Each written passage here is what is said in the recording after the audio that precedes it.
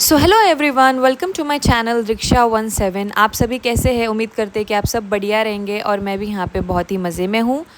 तो मैं फाइनली 1 महीने के बाद अभी अपने ससुराल वापस लौटी हूँ, क्योंकि मेरी बेटी का अमायरा का 2 महीने की समर वेकेशन की छुट्टी लगी थी। तो सोचा ना आराम से अपने घर पे 1 महीने रह कर आऊँ।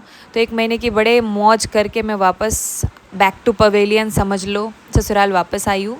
और आज ससुराल में आए हुए मेरे को 2-3 दिन हो गए हैं, और 1-2 दिन कैसा रहता है ना, बहुत दिन बाद आए तो भी अपने को ये चीज़ नहीं मिल रहा है, वो चीज़ नहीं मिल रहा है वाला प्रॉब्लम रहा ही।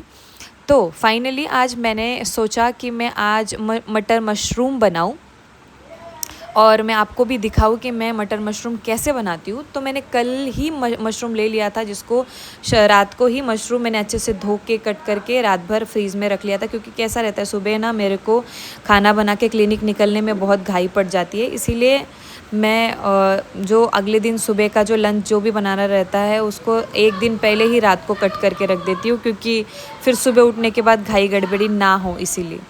तो यहाँ मैंने मशरूम भी कट कर लिए थे, और मटर ना अभी ये सीज़न के तो मटर नहीं है, हमने जो सीज़न में मटर फ्रोज़न करके रखा था वही मटर यूज़ किया था। वो मटर को मैंने थोड़ा सा पानी में बॉईल कर लिया, थोड़ा चीनी डाल के, क्योंकि मटर का इतने दिन फ्रीज़ रहने के बाद उसका थोड़ा मिठास निकल जाता है, इसलिए थोड़ा चीनी डाल के आप बॉईल करोगे ना तो मटर में थोड़ा स्वीटनेस आ जाता है। तो वैसा बॉईल करके मैंने साइड रख दिया था, और कुछ बेसिक मसाले बना दिए थे। अभी मैं आपको बताऊंगी कैसे कैसे बनाया है। तो सबसे पहले तो मैंने कढ़ाई ले ली थी, जिसमें मैंने तेल को अच्छे से गर्म होने दिया। तेल आप अपने हिसाब से डालो, आपको कम पसंद है कम डालो, ज़्यादा पसंद है ज़्यादा डालो। मैंने मेरे हिसाब से डाला। उसके बाद मैंने 2 बड़े प्याज काटे थे, जो मैंने छोटे छोटे स्लाइस किए, और फिर मैंने वो प्याज इसमें डाले और उसको गोल्डन ब्राउन होने तक अच्छे से भुना है, देख सकते हो आप। उसके बाद मैंने उसमें ऐड किया अदरक लहसुन का पेस्ट। अब अदरक लहसुन का पेस्ट अगर आपके घर पे अवेलेबल रहेगा तो ठीक है, और मार्केट में भी मिलता है वैसे, पर हम लोग ने घर पे ही बनाया है।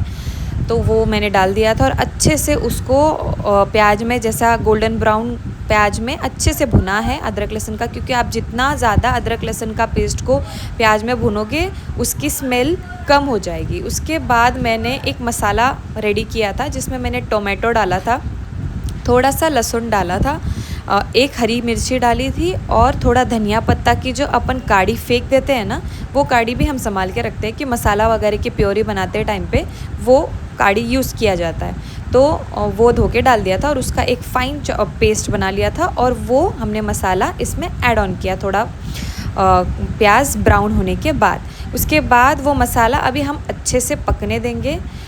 उसको 5-10 मिनट के लिए पहले बिना मसाले के हम पकने देंगे। उसके बाद जब बिना मसाले के थोड़ा सा तेल छूटने लगे तो हम सारे बेसिक मसाले डालेंगे, जैसे हल्दी, मिर्ची, धनिया पाउडर, जीरा पाउडर, नमक, किचन किंग मसाला, जो आपके घर में अवेलेबल रहेगा। आपको जो मसाले ज़्यादा पसंद है आप वो सब मसाले इसमें पटक देने का। तो मैं वैसे ही करती हूँ, मुझे जो मसाला मेरा फेवरेट है मैं हर सब्ज़ी में वो थोड़ा थोड़ा डालती हूँ, क्योंकि मुझे वो टेस्ट की आदत हो गई है अभी। तो आपके घर में आपको जो मसाला पसंद है वो आप मसाला इसमें डाल सकते हो। ऐसा कुछ नहीं है कि जैसा मैं बना रही हूँ वैसा ही आपको सेम टू सेम बनाना है, आप अपने हिसाब से थोड़ा मसाला उसमें डाल सकते हो। तो वैसा ही मैंने मसाले को अच्छे से भुना है। उसके बाद जो मिक्सर में हमारी मम्मियों ने सिखाया है ना, थोड़ा भी वेस्ट नहीं करना है, तो उसमें थोड़ा पानी वगैरह डाल के अच्छे से मसाले को पूरा क्लीन करके कढ़ाई में वापस से डाल देना है, और इसको हम तेल छूटने तक हमको इसको पकने देना है। मसाला अगर कच्चा रहेगा तो मशरूम ऑलरेडी बहुत लोगों को मशरूम इसीलिए पसंद नहीं क्योंकि मशरूम से एक तो पानी छूटता है, दूसरा मशरूम थोड़ा गुई थोड़ा चुई रहता है, और तीसरा मशरूम की सब्ज़ी से थोड़ी स्मेल आती है। तो आपको अगर वो स्मेल पूरा अच्छे तरीके से निकालना है तो सबसे पहले तो आपको ये मसाले को अच्छे से पकने देना पड़ेगा। फिर एक साइड पे मैंने जीरा राइस बनाने की तैयारी करनी चालू कर दी। तो मैंने जब तक मसाला पकेगा तब तक मैंने एक साइड में जीरा राइस की तैयारी कर दी थी, जिसमें से मैंने हमारे घर के हिसाब से बासमती राइस मैंने भिगो दिया था आधे घंटे के करीब में। उसके बाद मैंने एक कुकर में थोड़ा सा तेल और मैं ज़्यादा सा घी डालती हूँ, क्योंकि मुझे जीरा राइस में घी का फ्लेवर बहुत अच्छा लगता है। तो मैंने घी उसमें डाल दिया और घी को अच्छे से गर्म होने दिया। उसके बाद हम इसमें डालेंगे सारे खड़े मसाले जो आपके घर में है नहीं है इतना नहीं सोचना, जो है सब डाल दो। तो यहाँ पे पहले मैं जीरा ही डालने का सोच रही थी, फिर मुझे ये साहजीरा दिखा। अगर आपके घर में भी साहजीरा रहेगा तो आप डाल देना। उसके बाद मैंने छोटी इलायची, एक बड़ी इलायची, एक स्टार वाला कुछ तो था, 2-3 लौंग, 3-4 काली जीरा और वो पत्ता बे लीफ, ऐसे सब डाल दिया। और उसके बाद डाल दिया मैंने उसमें भिगोया हुआ चावल और उसको अच्छे से चिपकने तक मैंने फ्राई किया है। अगर आप मेरे वीडियो को अच्छे से देख रहे हो, अच्छे से आप समझ रहे हो, तो मैं चावल को भी अच्छे से भूनती हूँ। सीधा जीरा, कोई लोग रहता है कि भिगोए हुए पानी में ही सीधा का सीधा आप कुकर में डाल देते हो, तो मैं वैसा नहीं करती हूँ। मैं भिगोया हुआ चावल भी अच्छे से पहले वो घी में भूनती हूँ, क्योंकि उससे चावल एकदम खिला खिला बनता है। प्लस दूसरा, आप जब भी अच्छे से भून के गर्म पानी डालोगे ना तो एकदम सॉफ्ट बनेगा।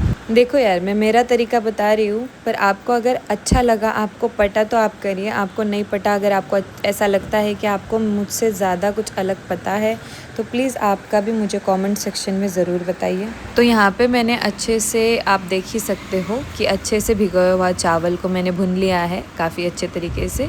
और एक साइड में मसाला पकने को, जैसे पहले बताया कि मसाला एक साइड में मैंने पकने को रख दिया है ढक के, और यहाँ मैंने अच्छे से भून लिया था। और मैं एक साइड में गर्म पानी कर रही थी। पानी जब तक गर्म होता है तब तक हम उसको अच्छे से भून लेंगे। और मैंने यहाँ पे थोड़ा सा नमक डाला है। बहुत सारे लोग हैं ना, इसमें थोड़ा चीनी भी डालते हैं, थोड़ा सा मिठास रहता है जो जीरा राइस अपन जो बनाते हैं उसमें, क्योंकि जीरे का अच्छा फ्लेवर और हल्का मिठास, इसी चीज़ को ही जीरा राइस बोलते हैं। बाकी मैंने आज शुगर नहीं डाला था, बिकॉज़ आज मैंने मटन में ही डाल दिया था, तो सब्ज़ी ऑलरेडी थोड़ी सी स्वीट में रहने वाली है, इसीलिए मैंने चावल उसमें नहीं डाला। तो अगर आप चाहते हो तो आप डाल सकते हो। और यहाँ पे मैंने अच्छे से भून लिया था और फिर इसमें डाल दिया मैंने गर्म पानी। गर्म पानी की मात्रा अभी मैं आपको नहीं बता सकती, क्योंकि मैं कुछ भी आपको, मैंने पिछले, अगर आपने मेरा व्लॉग देखा होगा तो आपको पता होगा कि मैं कुछ भी मेजर नहीं करती हूँ। इवन मैं ये भी नहीं मेज़र करती हूँ कि मैं कितना चावल बनाऊँ, 1 कटोरी 2 कटोरी। मेरे को ऐसा लगता है कि इतने घर के लोग हैं और इतना बनना चाहिए या इतने में हो जाएगा, तो मैं उस हिसाब से ही चावल लेती हूँ। और मैं पानी का भी अंदाज़ नहीं बता सकती, क्योंकि मैं पानी का भी अंदाज़ मेरा एकदम परफेक्ट हो चुका है इतने दिन में कर के, कि इतना डालने से बहुत चिकट बनेगा या इतना डालने से एकदम फुरफुरा बनेगा, एक दाना अलग अलग बनेगा। मुझे सब चीज़ का अभी मेजरमेंट कुछ अंदाजे से ही पता चल चुका है।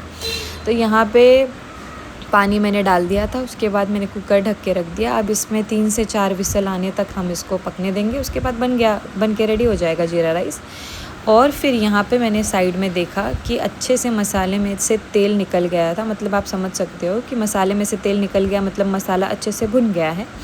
अब मैंने यहाँ पे डाल दिया है मशरूम मैंने कल रात को ही, जैसे आपको बताया, कि कट करके रखा था। मैं इस तरीके से कट करती हूँ, मशरूम का डंडा रखती हूँ, एकदम जो लास्ट वाला जो डंडे के कॉर्नर में रहता है, मैं सिर्फ उतना ही फेंकती हूँ। बहुत सारे लोग रहते हैं जो पूरा का पूरा डंडा ही फेंक देते हैं, पर बताया जाए तो वो डंडे में भी बहुत ज़्यादा स्वाद रहता है और उसमें भी बहुत कंटेंट्स रहते हैं, तो आप वो मत फेंका करो, उसमें बहुत फ़ायदा रहता है। मतलब आप ऐसा ना हो कि फ़ायदे वाली चीज़ फेंक दो और सिर्फ अंदर के मशरूम ही खाओ।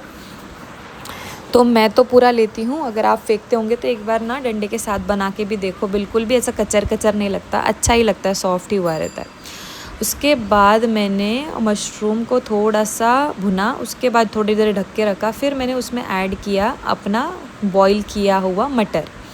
अब मैंने बॉईल किया था अच्छे से, तो मैंने सोचा कि स्मेल नहीं आएगी, तो फिर मे भी ना आए, अभी देखेंगे खाना खाते टाइम पे, मैं आपको रिव्यू बताऊंगी अच्छे से।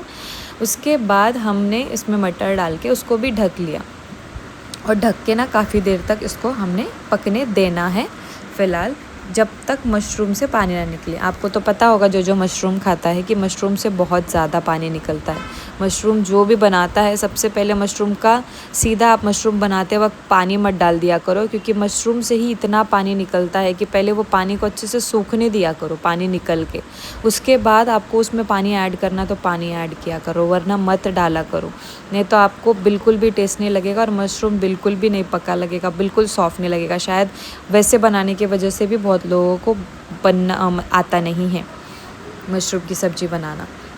तो यहाँ जब तक सब्ज़ी पक रही थी मैंने सोचा मैं थोड़ा कॉफ़ी का चस्काई क्यों ना ले लूँ, क्योंकि सुबह उठने के बाद से ना इतना काम बढ़ जाता है, काम मतलब किचन का इतना रह जाता है खाना बनाने का, तो पानी पी के सीधा स्टार्ट करती हूँ। अभी सारा काम ऑलमोस्ट होने को आया तो सोचा कॉफ़ी बना लूँ। तो यहाँ मैं कॉफ़ी बना रही थी और मेरे को कॉफ़ी ना ऐसा फेंट के पसंद है, मुझे ऐसा फ्रॉदी जो कॉफ़ी रहती है ना वो ज़्यादा पसंद है। देखो आप देख सकते हो, अभी मैंने ओपन किया तो देखो पूरा मशरूम का पानी अच्छे से सूख गया है, मतलब आपको बिल्कुल एक बूंद भी पानी नहीं दिखेगा।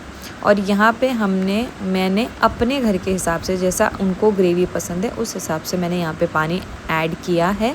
फ़िलहाल मैंने पहले मिर्ची बहुत कम डाला है, क्योंकि मेरे को अभी पहले अपनी बेटी के लिए सब्ज़ी निकालना है, उसके बाद मैं वापस से उसमें तीखा और ऐड करूँगी, क्योंकि बच्चे लोग तीखा नहीं खा सकते। तो मैं अलग से उनकी सब्ज़ी नहीं बनाती हूँ, मैं ऐसे ही बनाती हूँ और फिर उसके लिए सब्ज़ी निकाल लेती हूँ। उसके बाद फिर आपको पानी ऐड करना, आप पानी ऐड करो, उसमें तीखा ऐड करना, आप तीखा ऐड करो, जैसा आपका मन वैसा, क्योंकि कैसा उनको भी पता लगना चाहिए कि हम भी मम्मी पापा के जैसा ही खाना खाते हैं। नहीं तो उनको अलग बना के आदत लगा दी ना, तो फिर वो हमेशा बोलते कि हमारा खाना क्या है। उनको ऐसा आदत मत डालो, आपकी बनी हुई सब्ज़ी उनको खाने दिया करो। तो यहाँ पे मेरी मटर मशरूम बन के रेडी थी। जिसको पसंद आया प्लीज़ सब्सक्राइब करके जाइएगा, लाइक करिएगा, कमेंट करिएगा, और कुछ क्वेरी रहेगी तो ज़रूर कमेंट सेक्शन पे डालिएगा। Thank you for